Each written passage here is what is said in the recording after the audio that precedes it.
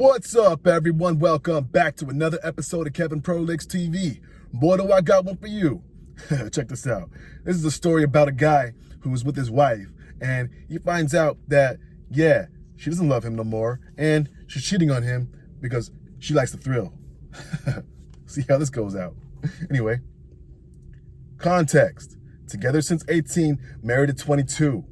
I work shifts, and so does she. After 12-year marriage, she sat me down and broke my heart.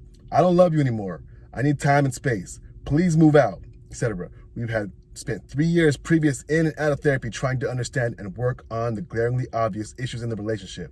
But I still loved her with all my heart. I believed that was reciprocated, and things had just gotten a bit flat with the knock-on effect of 2 kids really taking their toll. But no, it was deeper for her. Whilst I was living elsewhere, we had explored things that I now recognize as toxic elements of the relationship. With the therapist, such as complete and utter abrupt end to intimacy. Killed, dead, gone. She had absolutely no appetite anymore. Not for me, not for anyone. I'll come back onto that one. It was put down in her years of porn addiction and that it tainted her view of sex. Masturbation had been a no-go. It offended her. I would even consider it. And it was a huge deal to the point she'd check in on me if I had been out of the room for 10 minutes or more. Plans with the family and kids always had to be controlled by her. My family, huge issue. Always saw their want to be involved in the kids' lives as taking over and controlling. We would see them once every 3 months or so as a result. Anyway, I'm rambling. Apologies, my head is spinning, but we stayed together to try to make it work. I think she felt guilty given that a couple members of my own family were diagnosed as terminally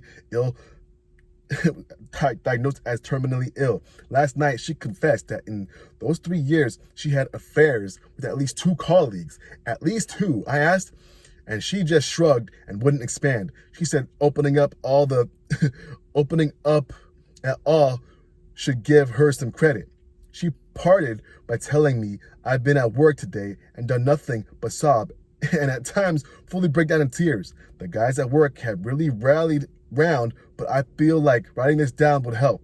And any messages of sympathy and empathy would admittedly go a long way to validating these feelings as they did on my previous posts. Anyway, we're going to go on to his next update. Oh man. Wife had 3 affairs. Oh shit. We finally talked, and a few nights after she told me that she didn't love me anymore, here's the main thing she spoke about. She had a sudden and unplanned bit of fun with someone from work about 3 years ago, and since then, the guilt has been putting her on autopilot.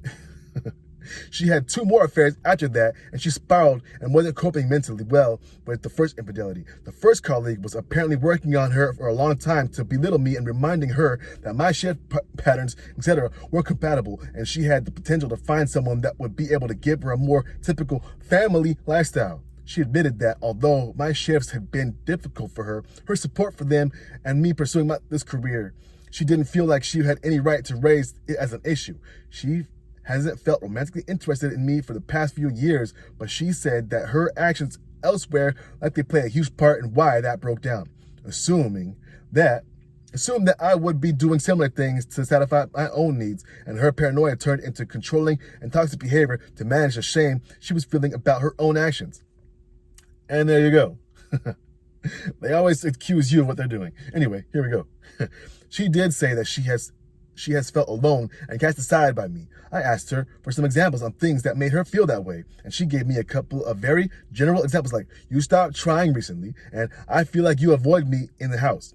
So I took that on board and questioned whether that could have been a result of her own actions and how I naturally reacted to feelings cut off and unloved, which she agreed. She says she genuinely wanted to leave, but felt trapped because of the situation with my parents being ill. She said the frustration was also then taken out on me. She couldn't give me a straight answer on whether or not she still wants to be a couple or whether she's done. I got the impression that she was slowly realizing that a lot of this was her own fault and how the affairs with the guys at work had given her the old grass is greener delusion when in reality, up until those started, things were happy, solid, and stable. I asked what ended the affairs, and she said that the guys got tired of hearing her talk about her family, said that she mentioned me too frequently, and they weren't interested in hearing about kids, etc.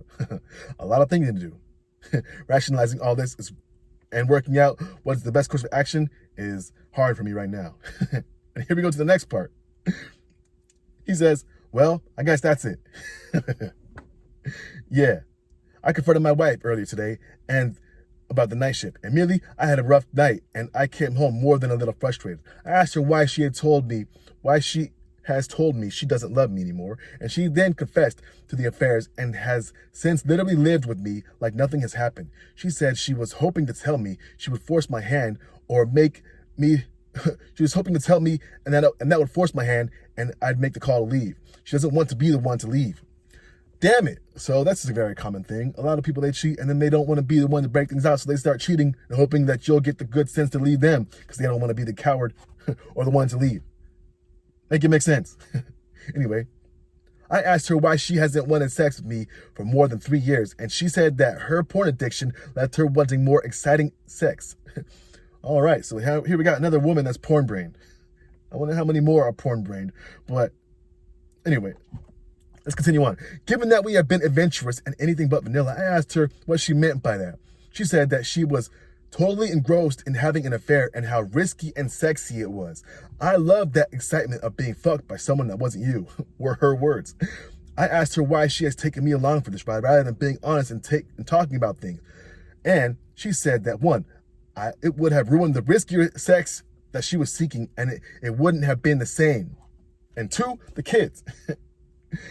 At that point, her phone rang, and then she said, work, and then walked out the room, and has left the house shortly after, and I've not heard from her in hours. The kids are with grandparents this weekend, and I honestly just want them here. Ugh, this whole thing sucks. And that's the last of his posts, but damn, that was a wild story. What the hell? All right, so what did we learn? All right, yeah, they were in a good relationship, yeah, all right. And then he started to notice some things, all right, yeah. And then, sure enough, his fears were confirmed. What the hell? And the whole part about her following him around, trying to make sure he's not masturbating. And then the part where she's basically flipping it on him, the things that she's doing. What the hell? And then telling him, oh, maybe 2 guys. And then sure enough, definitely more than 2 guys. Oh, man. It just gets better and better. All right, so what do y'all take away from this? Damn. Bro, she was getting pounded out by people at work. Probably guys at the gym. Probably anyone you came in contact with at this point. Fuck, man. And she loved it because it was riskier. She loved it because it was the thrill. Hey, yo, there's some dark stuff here that, I don't know. You got to confront this stuff. Do you want to be with this person still? I don't know about that one. Hey, maybe you could work something out. She goes and have her fun, and then you're the guy over there on the shelf that she could go take off the shelf when she feels the need. But she doesn't love you no more.